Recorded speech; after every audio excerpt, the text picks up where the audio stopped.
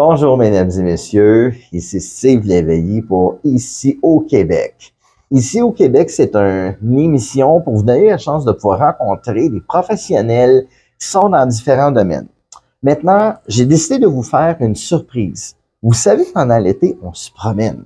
Et quand on se promène en voyage, camping, que ce soit Montréal, Québec, Drummondville, on veut pouvoir se fier à un véhicule. Et pas juste un véhicule, à une marque, n'est-ce pas?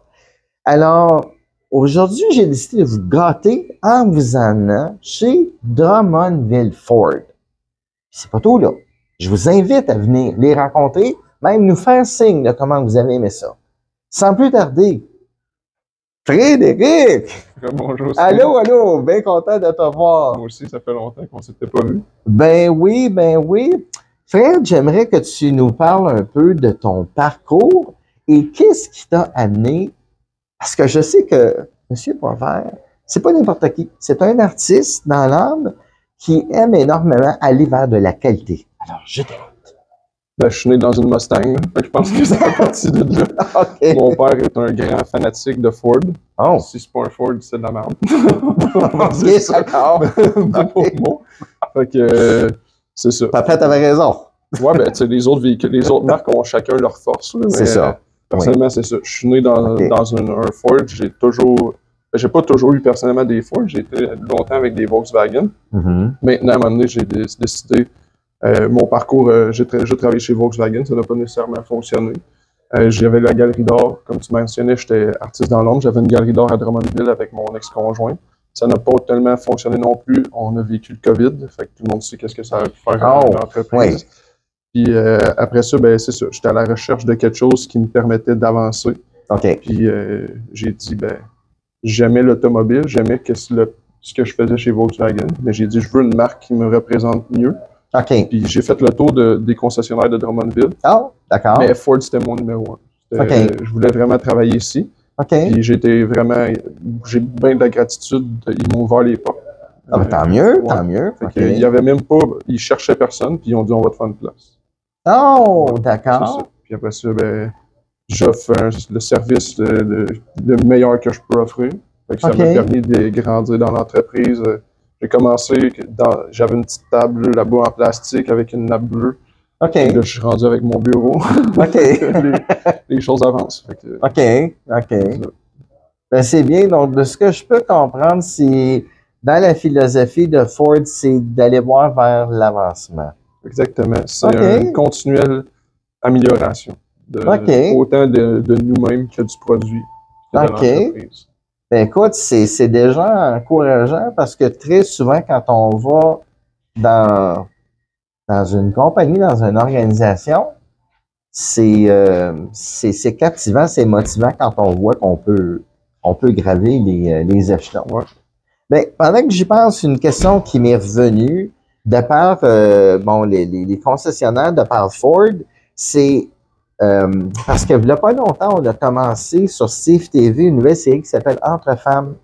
Et je dirais que ce qu'on a entendu entre dans les discussions ça a été commencer de magasiner un véhicule. Et peut-être que pour toi, ça peut être un peu surprenant comme question, mais comment c'est quand les madames avec leur conjoint même viennent magasiner?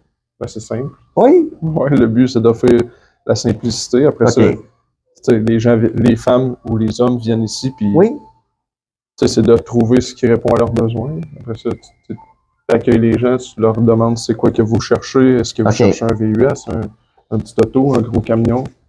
Puis après ça, on les assit dans ce qu'ils ont besoin. Ah, OK. S'ils aiment ça, ben, tant mieux. Après ça, on va pouvoir parler de comment on va permettre à ces gens-là d'aller de l'avant puis de pouvoir passer la porte qui est juste en avant vous le voyez pas, là, mais juste ici, la porte, puis vers l'aventure.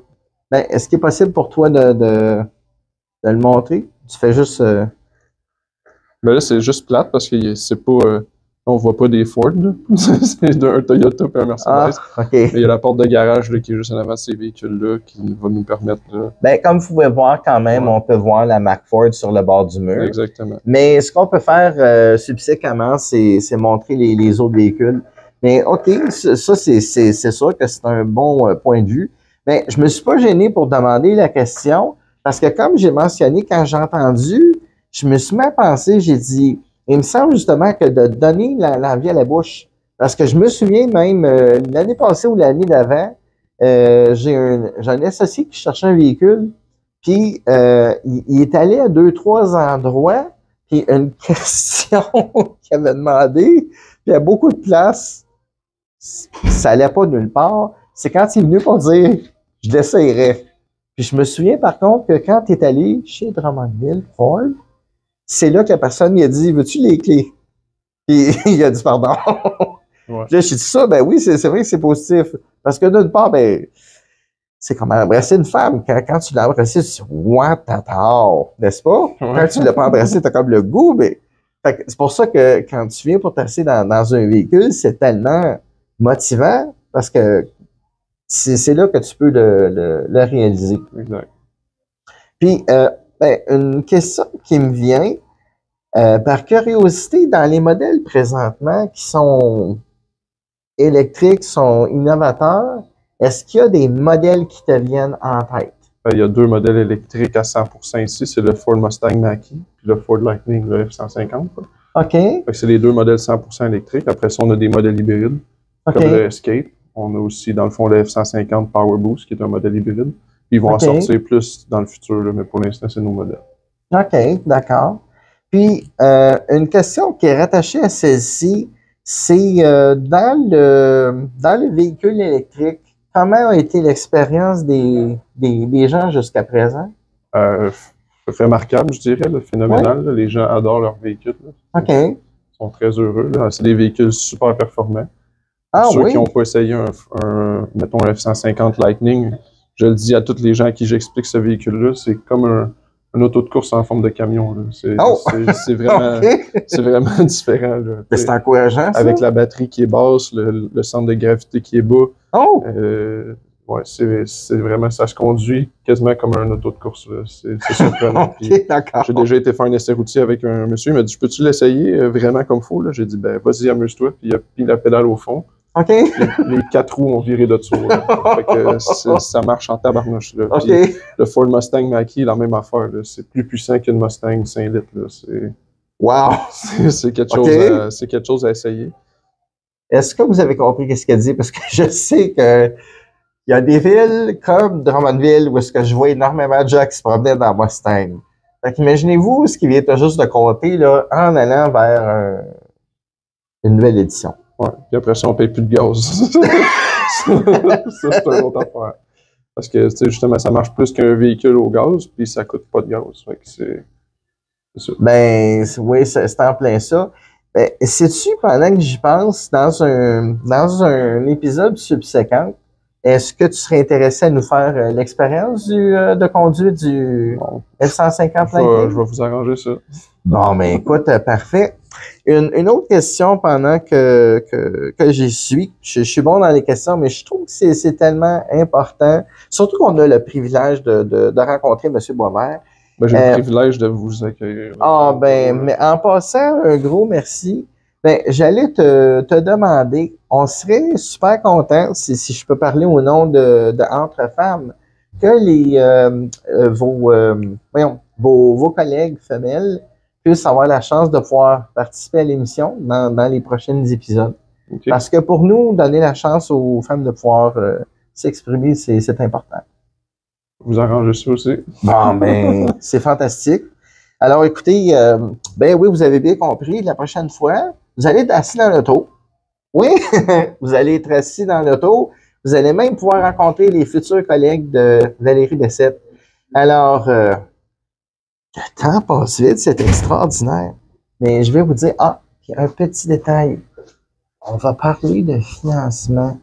Parce que comme M. Boisvert vient de l'expliquer, chez Ford, c'est pas compliqué. Puis ils aiment faciliter les choses. Parce que je suis pas mal certain, puis-je prendre tes clés de véhicule? J'ai juste avoir une idée. Ah, ben, tiens. Le Toyota qu'on a vu tantôt. Okay.